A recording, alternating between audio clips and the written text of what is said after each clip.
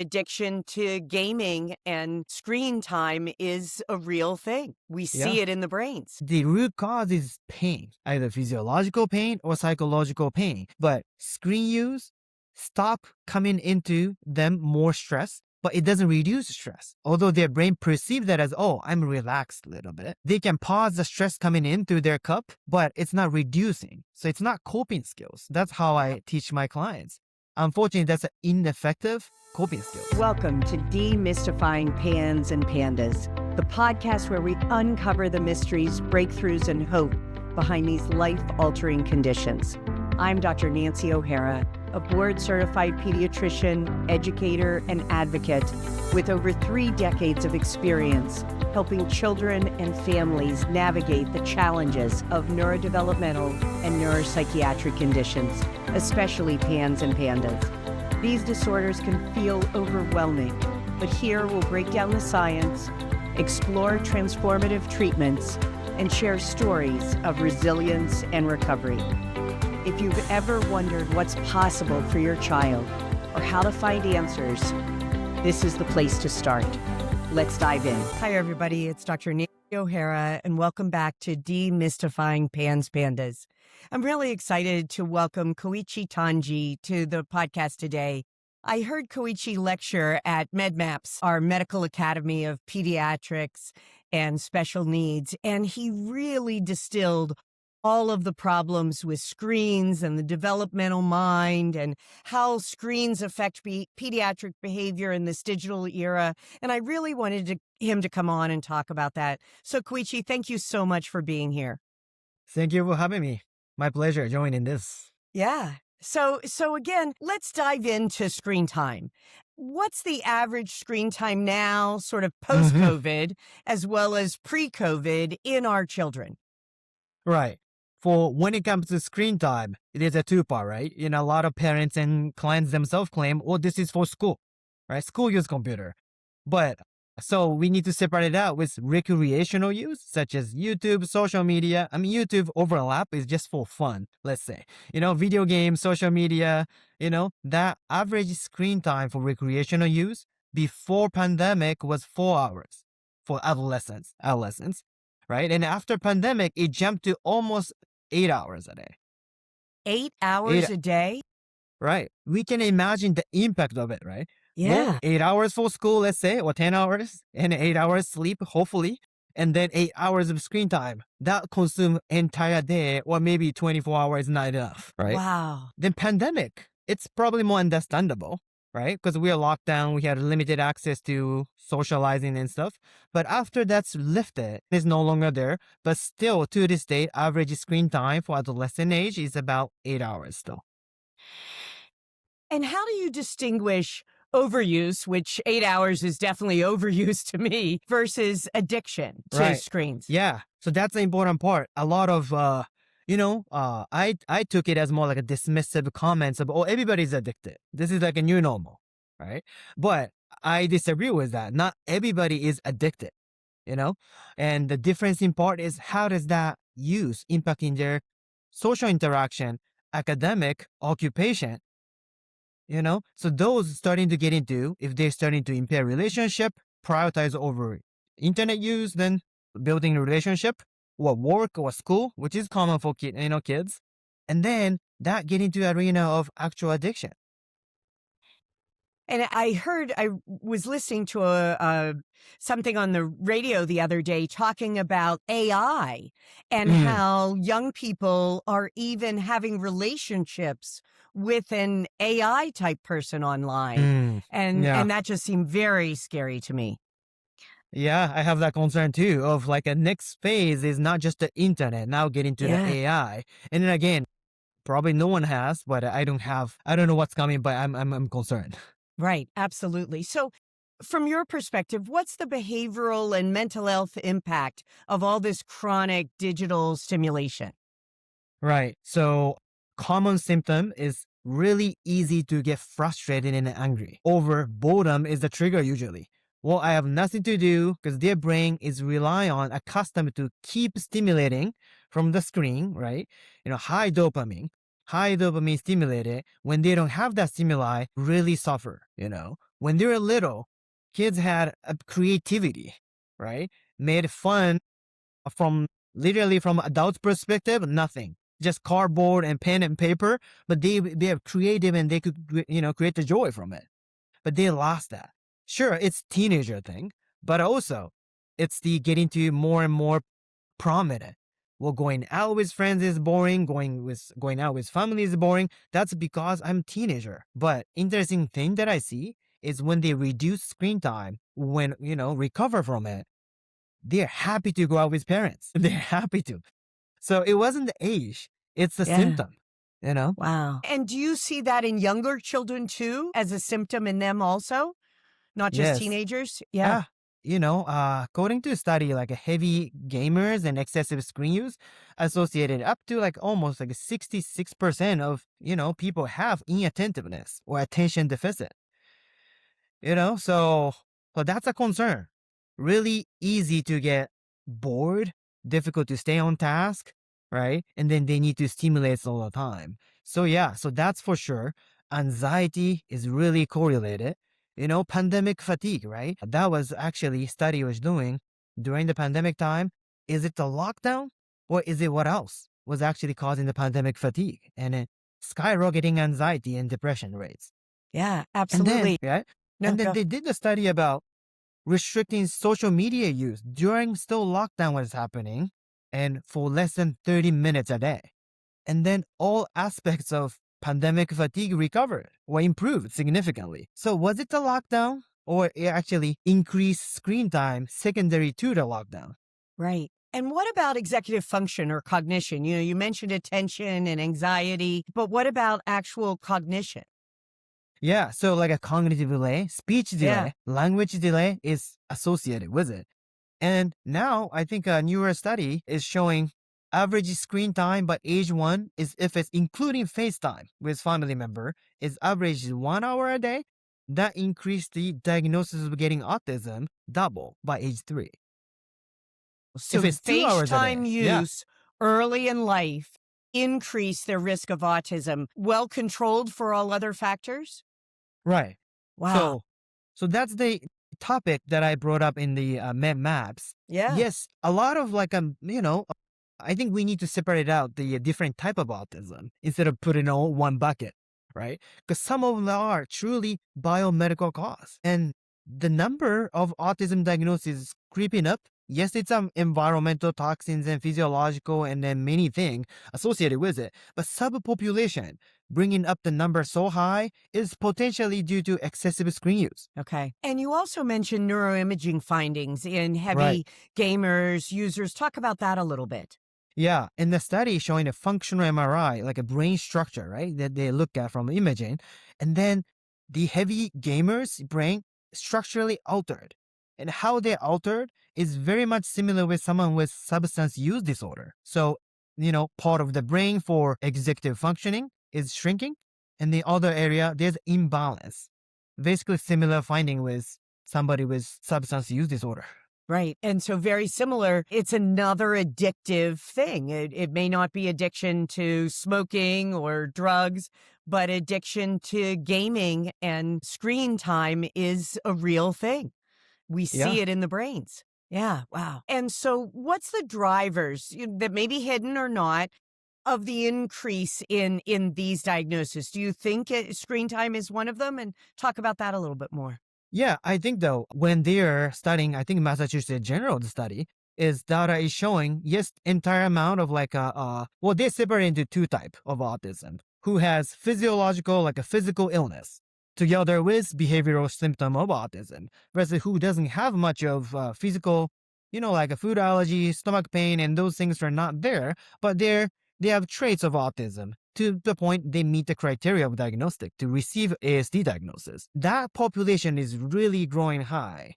And then we don't know exactly, but the hint is they don't have physical symptoms, generally, less, and they have anxiety and inattentiveness is the main chief complaints to come to our door. And then usually they receive later onsets, later diagnosis after age 10, So that more like a fitting overlap of screen dependence. Yeah. As they get a little older, they have more freedom and they're spending a lot more. And then potentially the interaction issue, anxiety, and those autistic traits starting to become more prevalent. Yeah. Yeah, let's talk a little bit more about the anxiety because, we certainly have a lot of neurodivergent people who might say that well, this helps my anxiety. This makes me feel better. Or people with pandas, the children that I deal with, it distracts me, certainly, Yes. but it helps me to feel better. And why can you say that the screen time may be causing anxiety versus I'm doing the screen time because I have anxiety? Address that a Right. little bit. Yeah. The similar with other addiction case, the root cause is pain, either physiological pain or psychological pain. Pain includes stressor. A lot of neurodivergent kids went through traumatic experience too and high stress. I understand that. And then, I'm empathetic about it. But at the same time, it's really tough conversation might be, but screen use stop coming into them more stress, but it doesn't reduce stress. Although their brain perceives that as, oh, I'm relaxed a little bit. Yes, they can pause the stress coming into their cup, but it's not reducing. So it's not coping skills. That's how I teach my clients. Unfortunately, that's an ineffective coping skills. Right. Right. And do you differentiate? You mentioned initially the difference between screen time for school, screen time for work. We're all on it for work these days, as you and I are right now. Right. Versus the gaming, the social media, that sort of thing.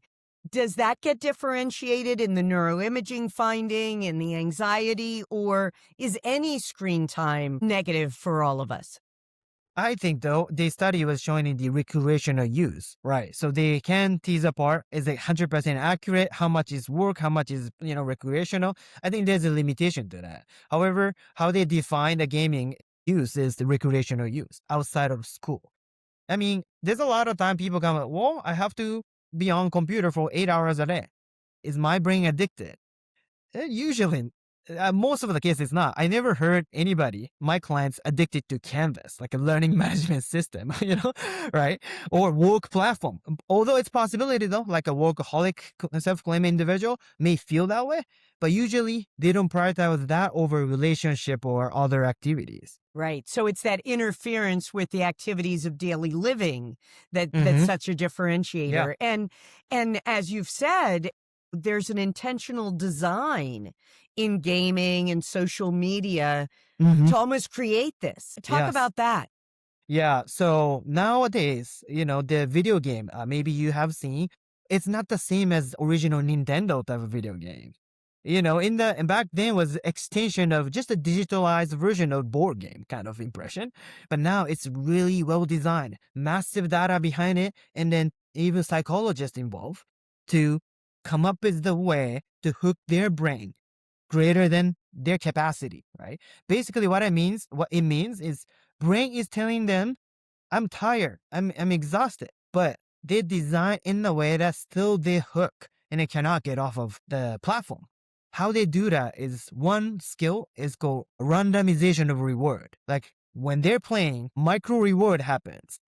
Could be like, could be sounds, could be actual reward in the game, like a point, whatever. And then they design in a way it's not predictable. Yeah. That will draw hyper focus from our nervous system standpoint to keep paying attention, and they cannot stop. Wow. So that's one mechanism of how these video game hook. Is that the reward loop kind of thing you're talking about? Yes. What about reinforcement schedules? What does that mean in gaming and social media? Yes, right? Certain days of the time they have to be on to claim the, items, etc. That's a very common way. So they have, again, really getting so smart to the point it's really scary. And then I live in Bellevue, Washington. There's a lot of people working in the tech field. There's a video game company, Microsoft, Amazon, and then I have encountered a group of game developers. Did they actually raise the concern? I ethically don't feel good of how we design this way, because that will hook the really vulnerable young age clients or kids to be on this for beyond just the physiologically capable limits. Right. Right. And what about the the conditioning? Like, is there any of that? Like, I feel there is, even with the few games I play, to keep Hmm. my brain sharp. Yeah. We almost become conditioned in a lot of ways, right? Yeah, I think so too. Even adults, right? I mean, everybody has probably awareness that my relationship to screen is not optimal, right? Because constantly checking for no good reason. Without phone buzzing, they just check. We just check. And then psychology behind it, part of it is fear of missing out. We tend Yes. to have fear that everybody's talking about I'm left out. That's another challenge with parents and teenagers. Well, without this, I cannot join the group. I cannot talk to my friends. I'll be alienated. Right.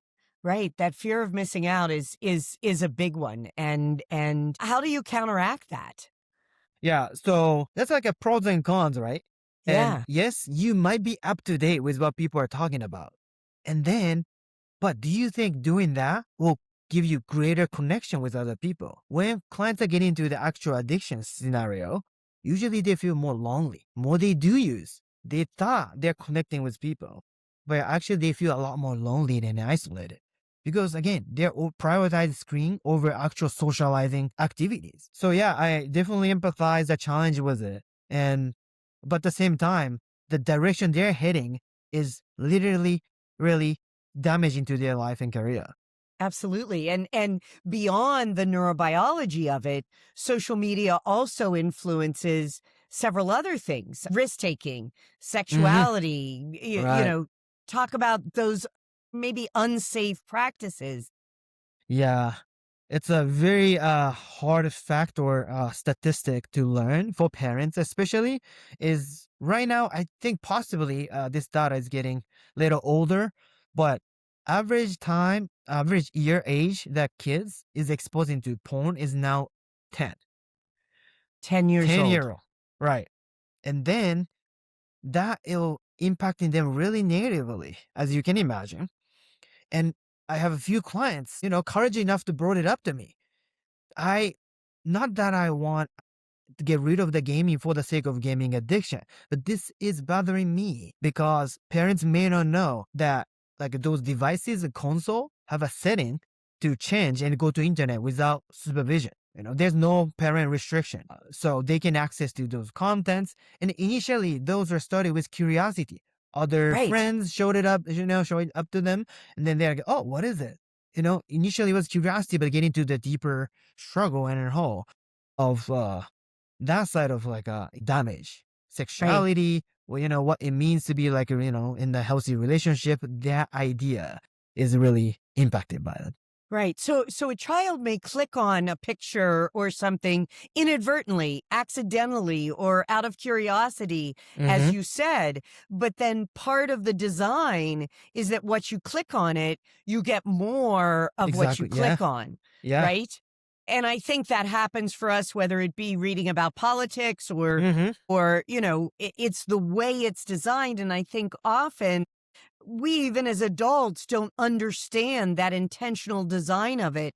And it takes us more down a rabbit hole of getting more and more of what we may initially believe or just be curious about and getting more and more of that information.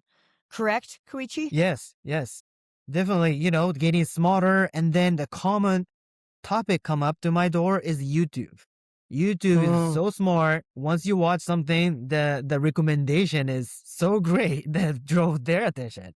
Well, I was gonna only watch 20 minutes, and then they'll stretch it out to 2 hours, 3 hours, and then realize 7 hours in some clients. yeah, yeah. So how do you first recognize screen dependence, screen addiction? How do you recognize that in a child or adolescent? Yes. So how I do it, it's the when I ask about bringing this up, this topic, and then healthy individual, even like a client, younger age kids, they say, yeah, it's not good. I need to work on it. Or yes, that's too much, but I can't control. That's a healthy mind. But when somebody's already getting to a little bit towards like addiction side, they say like, no, it's fine. I have no issue. Like starting with denial. It's normalized. Everybody's doing it. Otherwise, I'll be left out. that is already like, like a flag. I would say like 80-90% of kids respond that way. And then to have full awareness, yeah, actually I don't have control and this is impacting me negatively. Average in my experience takes about 6 months Okay. just to get into the door of like, well, I want to improve seriously in a meaningful way. Yeah. So is the first step just awareness by the adults in the room and by the adolescent if they're there? Yes, education part is where we are in the society is to bring more awareness. That's how I think. Maybe other practitioners have different perspective, but I think most important work is to share awareness about negative impact of excessive screen use. And are you then treating it the same as other substance use disorders? Very similar. Yeah. Okay. But in one way, it's harder than substance or alcohol, let's say, because it's everywhere. And then, well, let's say first in the morning, somebody's drink alcohol, probably their partner or friends look at it later. Oh, that sounds not healthy. But when first in the morning, check phone and play video game, I don't know if they have awareness about you shouldn't do that, Right. like Right. that's a normal thing. So that Right. is the another barrier is the lack of public awareness, how this is impacting their life. Right, right. And abstinence, certainly if you're an alcoholic and have understanding of that and awareness of that and can choose abstinence or in AA or whatever, that's great. It's like don't go to the candy store. But with screens, even if we don't want to be addicted to it in our day and age, it's almost we can't avoid it. Whether it be Correct. school or work or just talking on our phones, it's right there. So I can imagine that the pulling back from it is so much harder. It is very challenging. Yes. But the reassuring part, all my clients went through abstinent period. They don't regret. None. Zero. Oh, They looking back and then without that, I'm not here today. I'm presenting differently. I don't have this relationship. I don't have this work. I don't have degree. It's really awakening call to realize I was in a different headspace, and then actually I do like current state. right. So how do you help your clients to do that? I mean, and again, if it's not teenagers, do you work with parents to help Yes. them help their children? So talk about that. Yeah, definitely parents are important work. Important work. Let me put it that way. And let's say common scenario. I'm stereotyping a little bit, but like generally speaking, mother is on board, but the father maybe not agreeing with it. So like parents already they have different view about how this is impacting them.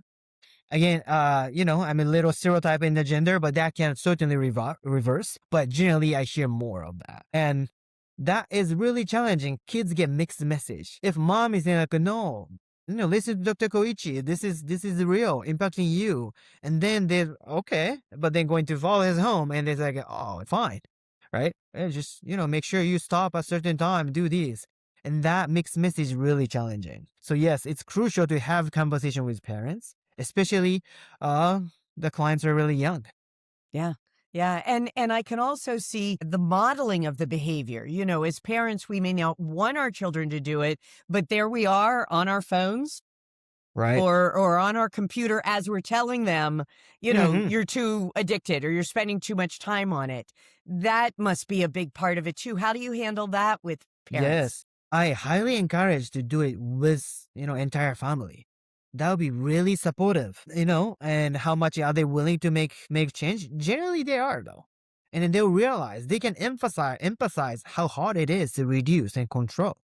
A lot of time I hear from parents, I bring it up like how often do you eat healthy meal or just exercise? They say, oh, I want to do this. I should have done that, but I don't have time. I'm not being like really aggressive in this way, but gently remind them, is it the lack of time or we don't know to this date, to this age, like how to manage time? My point is, can you check your iPhone or phone? How many hours you're on YouTube, social media, website? And usually like 4 hours, 3 hours. Yeah. Can we trim that even like 1 hour and then do exercise? Yeah. Right? It's an awareness part, really. Right. Right. And is that how you approach it? Like you try to decrease it, or is it, like when I talk about diets, often I'll talk about decreasing first before we try to go really off of it, or Hmm. we may cold turkey it. How do you approach that? Is it decreasing or cold turkey? Yeah, so that's a how I decide is whether this is actually addiction case or excessive use case. If Okay. it's excessive use, and there are room to kind of improve by reducing it or put the restriction on, put the schedule on, etc. But when somebody's getting to just the full state of addiction state, um, abstinence is almost necessarily. Okay. Yeah. And I've also heard you talk about JOMO, not Right. FOMO. What does JOMO Yeah, mean? joy of missing out. And then my clients ended up realizing it. Well, I feel great that have no awareness about what's going on in the school with other people in drama, right? And they feel good. They don't feel stressed. Because negative side of getting too much exposure to either news or, like a sad story, etc., is their emotion become numb as a coping mechanism because they cannot be sad or angry every single time, right? Hearing news. So they become numb. When there's a joyful moment happens, they're also accustomed to be feeling numb. So they may not feel as much of negative, but they don't feel as much of positive either. That's a really hard state to be in. Yeah. Yeah. Yeah. And so true of an addictive type with any type of addiction. So you're kind of explaining the same thing with others that can be addicted to substances. All right. Yeah. Yes. So let's step back a little bit because I really want to understand the difference between the impact on an adult brain like you or Mm, I versus the developing brain versus the developing neurodivergent brain yes. or the anxious brain. So talk about each of those a little bit. Right. So impact to the, how it happens is usually adults perceive they themselves have played certain video game, maybe a similar or same kind. And then from their own experience, from adults' perspective, they assume, I get it, it's addictive, but it's not as bad. They may come to the conclusion. But when it comes to developing brain, the impact is really different. It's a lot stronger, and then it'll hook them deeper.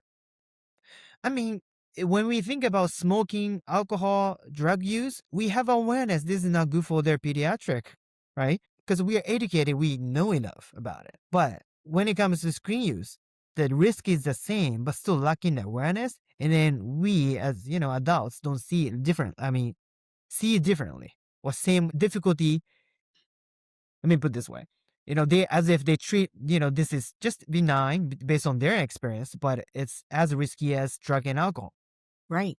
Right. Yeah. And is the developing brain in a child that is predisposed, to be autistic, maybe genetically or have that susceptibility, is that different than a child that may not be predisposed?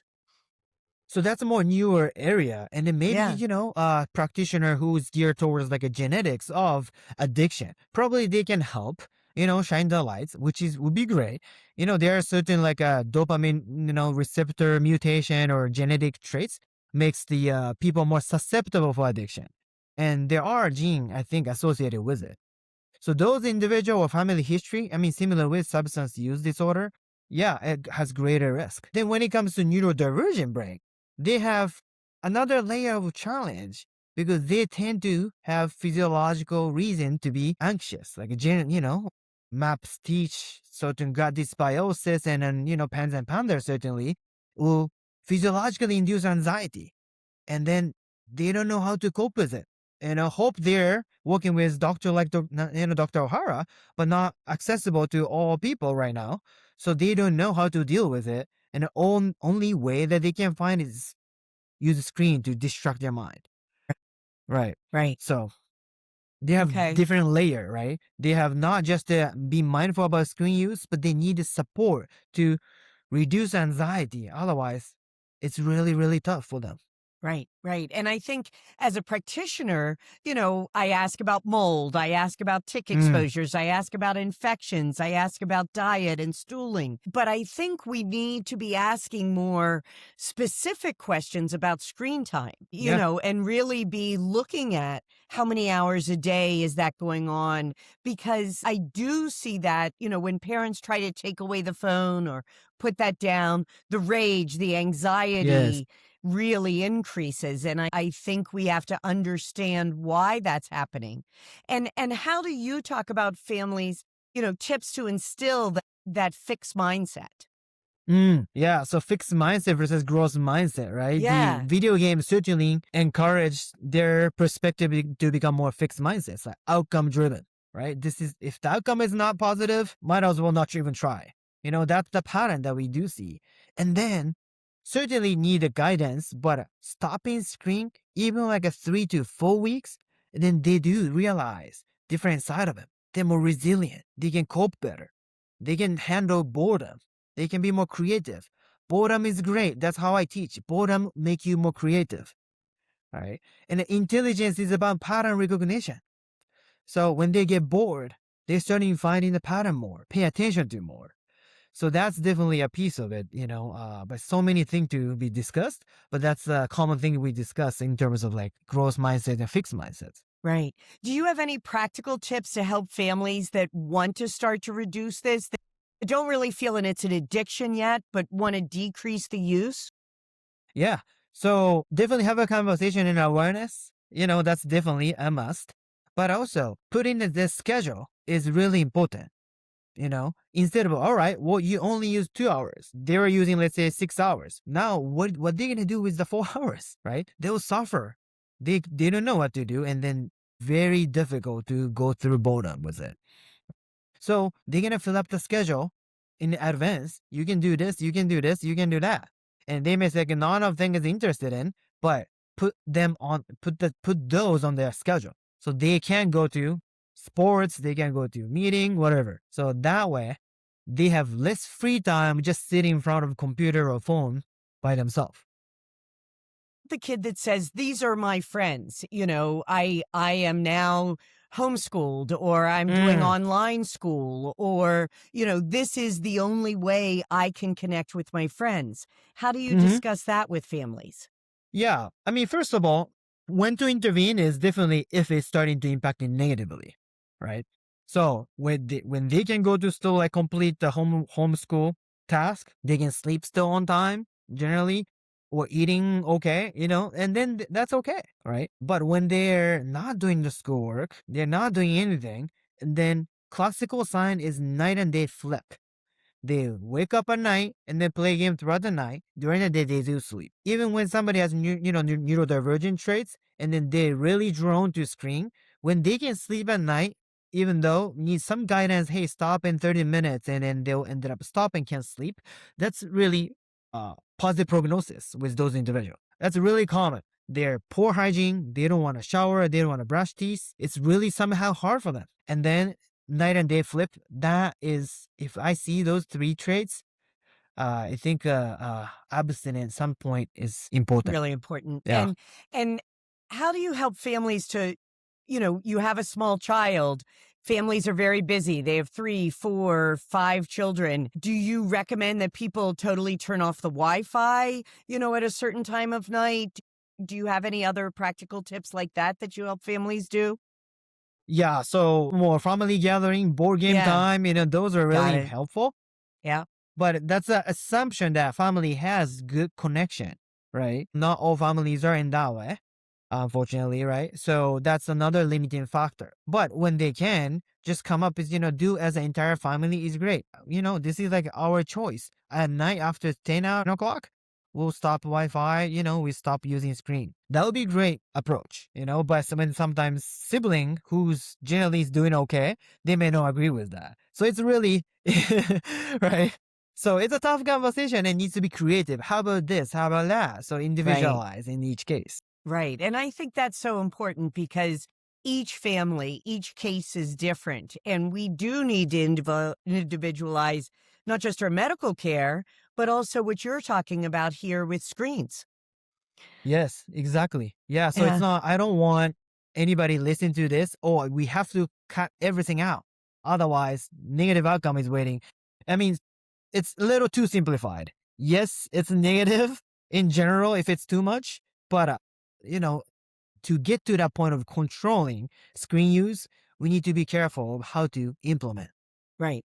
And let's talk a little bit more about the developing brain because do you see ages, that are like it should be this much at this age, this much at this age? Or, I understand what you said and totally agree about the FaceTime Mhm. early on in life. But what about between that 3 and 13 where most of my patients lie? That's the Mm. biggest area of pandas and that level of anxiety. Talk specifically about that age group.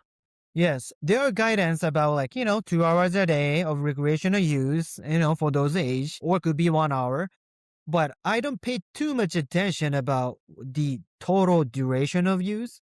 It's more like, can they stop when they're supposed to stop? That is the most important part. Because boiling down, addiction is difficulty with boundary to self and others. Right. So I decided, or family or parents told them 2 hours. And then if they can stop within 2 hours, great shape. If they can do that for 3 and 4, they are in the healthiest state. Then somebody has home rule of like a 1 hour a day, and they always stop at 1 hour and 30 minutes. Total exposure is less, right? Because only spend 1 hour and a half than 4 hours. But when they cross that boundary, that's a trace of dependency. And that is my guidance usually to clients. Can you stop when you're supposed to stop? Even like a Okay. 5 minute matters. Can you stop within the boundaries? So, how do you learn or relearn those boundary skills? Right. So that's a lot of therapy, psychoeducate about those topic. So that's a lot of counseling. I'm a counselor too. So, I do that weekly and then get and talk about those things and how hard it is. Somehow I thought I stopped at 1 hour and 50, but realized it's 2 hour and 15. And then they give up. Might as well I go 2 hour and 50 because I already Yeah. crossed the line, right? Right. So those are the thing. Yeah, yeah, I see that you made a mistake, but let's not go all the way out. That's a really crucial skills. Damage control. When they make a mistake, might as well I drink everything today and then restart over. Instead, just stop. Can you stop when you realize? Those things is I don't know if I'm answering question now, but just a lot of topic coming No, no, up. no. That's really interesting because that realization.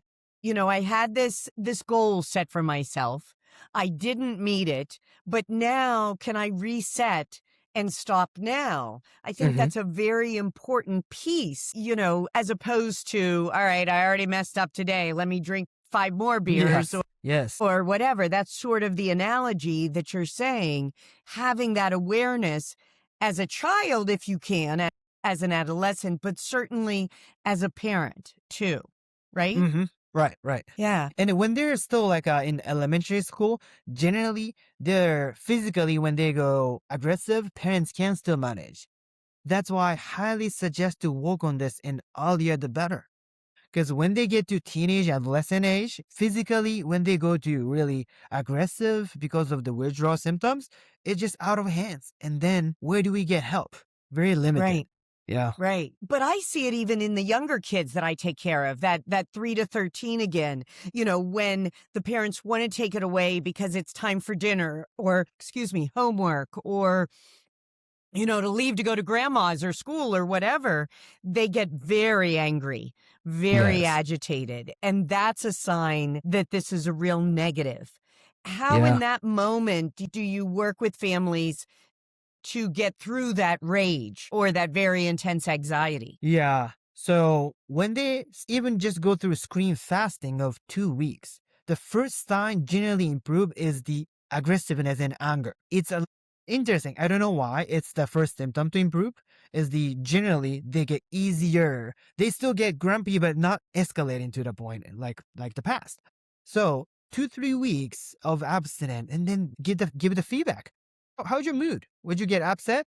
And a lot of clients say like, no, but they don't attribute to like a screen fasting. They tend to say like, that's because nothing bothered me this week, right? Because there's no reason to be upset. But in the past, there was no reason to be upset, but they were upset still.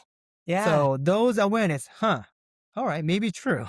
And then that exercise generally takes about 6 months to get, all right, now I see this is negative truly to me. And I choose not to go back to this way. Right. Right. And are there different approaches with neurodivergent clients, fact-based approaches, other approaches that you use? A study is very limited, but yeah, so, I come up with my own creativity. And yes, a lot of stress that they are trying to cope with screen, that needs to be addressed. And that's my kind of expertise in counseling, is to be voice of them, right? Sometimes I talk to school, communicate, how they're feeling to school, because that's we know it's expressive output is the challenge most part, not the input. They have actually greater input than average, but output is less than average usually. So that gap frustrates them so bad, right? And that's why being the voice of them to express their concern and feeling is really validating and reduce the stress. So you're saying that you do that with the clients that you work with? Like Yes. Okay. So Right. so they're unable, they may feel it, but they're unable to express it. They're more aware of it, but less able to express the emotion from it. Is that what you're saying? Yeah. So like, they have a, struggle with how to kind of elaborate how they're feeling. So Yeah. I guide them to, express how they're actually feeling. Usually they can, if it's open-ended question, it's very difficult for neurodivergent brain. How was this week? How's today? How was school? Very difficult. So usually in those scenario, I give like almost like a multiple choice. Did you feel this, that, or this? And then they say, closer one is that, but a little bit different in this way. Now I get more better picture, right? So it was not good week. Not because of the homework was a lot more, but the teacher, how they treat them was not right. So those things I learn more, and then we like understand and become more empathetic about their struggle. Right, right. And really understanding where each client, each person is coming from. Yeah. I mean, not to overgeneralize, I don't want people that may be listening to say we're saying that about all neurodivergent people Correct. or Yes. all people with autism or anxiety. It needs to be very individualized. These are just some generalizations. Wow. Now, are there any other clinical considerations or treatment considerations that we haven't talked about, Koichi, that you want to mention? Yeah, so when people first learn about addiction, they tend to assume, all right, that's because of screen use, early exposure. But that's a great overlap and knowledge from, Dr. O'Hara. If it's like a pens and panda is driving this, we got to treat that. Otherwise, it mimics addiction, but it's different kind of cause. Right. So that's the part. It's a lot of maps can provide a lot of helpful information to parents so they can understand why my kids are behaving this way. Is this truly developed addiction versus like underlying is it physiological? My work is, hard to explain, but when I see clients, I kind of decide how much is psychological, how much is physiological based on like a presence of a tick, like an obsessive tendency, how they talk. That's how kind of get, this is more like physiological. Let's look at organic acid one to screen body versus like, okay, this is more like screen dependence. Let's work on more like a counseling side a lot more. And Yeah. that's how I treat clients. It takes all of us being detectives. That's our Yeah. role in trying to Right, figure right. it out. Wow. It's all so fascinating, Koichi. I really appreciate your time. And if somebody wanted to reach out to you or find out more from you, how would they reach you? Yeah, we have a email for me directly, and Dr. O'Hara, can you put that on like info for this It will be in the podcast? info for Okay, the yeah. podcast, absolutely. And Yeah. you can have that for everybody. And any last words of wisdom or hope or anything from your experience you want to leave the families or practitioners with? So I have about 100 clients recover from this. And then again, I said it earlier, but none of them regret what they went through, although it was hard. And then also, a lot of people did believe I could not connect with friends without the screen, but they do realize actually they can. So that's hopefully empowering for clients listening to this and family. It's really hard for parents to kind of remove them from potential social interaction, but they can connect more in a meaningful way and closely without screen actually. So that's my message to clients and family. Yeah, there is hope. You can do it. And let's try to decrease that 8 hours of social media and gaming and screen time in our teenagers. And also for our families with younger kids, start now in trying to decrease it as much as possible. Yeah, it's such an important topic, Koichi, and thank you so much for joining us today. Really appreciate it, and I hope to see you again soon. Yeah, my pleasure. Thank you for having me. Thank you, and thanks, everybody. We'll see you next time on Demystifying Pans Pandas. That's it for today's episode of Demystifying Pans Pandas. I hope you're walking away with insights, tools, and hope to help you and your child on this journey. If you found today's conversation valuable, be sure to subscribe so you never miss an episode. Share this podcast with anyone who might need it. It could be the lifeline they're searching for. And if you have a moment, leaving a review helps us reach even more families who deserve answers. Also, for more information, training, and community, check out our website, drohara.com, and join our annual membership. And remember, every step forward, no matter how small, brings us closer to healing and understanding. Until next time, be present, be hopeful, and we look forward to seeing you next time on Demystifying Pans Pandas.